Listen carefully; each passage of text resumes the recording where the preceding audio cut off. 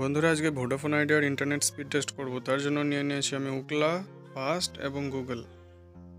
এবার speed test করা যাবে। হ্যাঁ, তার আগে দেখিয়ে দিই আমার ভোডাফোন আইডিয়ার 4G। এই দেখুন, ভোডাফোন আইডিয়া এবং 4G, ঠিক আছে, কোনো 5G নয়।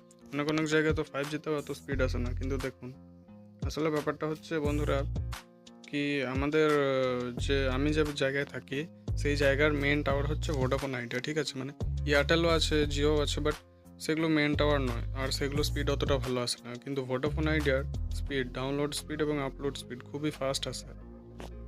এবার অনেক ইউটিউবারকে আমি দেখেছি যে বলে যে এয়ারটেল ভালো, জিও ভালো, বিএসএনএল খারাপ, ভোডাফোন আইডিয়া খারাপ। তা কিন্তু নয়। আপনার এরিয়াতে মেন টাওয়ার যেটা, সেটা হচ্ছে সব থেকে ভালো। যেমন আমাদের এরিয়ার হচ্ছে মেন টাওয়ার ভিআই, সেরকম। আবার আমার একটা বন্ধু আছে, তার ওইখানকার মেন টাওয়ার হচ্ছে বিএসএনএল, মানে ওখানে জিও নেই, এয়ারটেল নেই, ভিআইও নেই।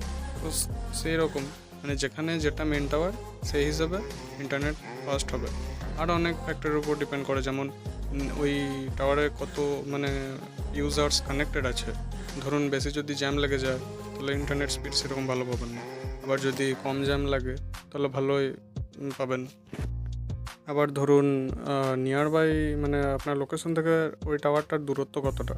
যদি খুব বেশি দূরে হয় তাহলে একটু ডিলে করবে, আর যদি খুবই কাছাকাছি হয় তাহলে খুবই ফাস্ট ইন্টারনেট স্পিড হবে তখন। এই যেমন দেখুন, গুগলেও আপনি দেখে নিতে পারেন 65 Mbps এবং আপলোড হচ্ছে 24।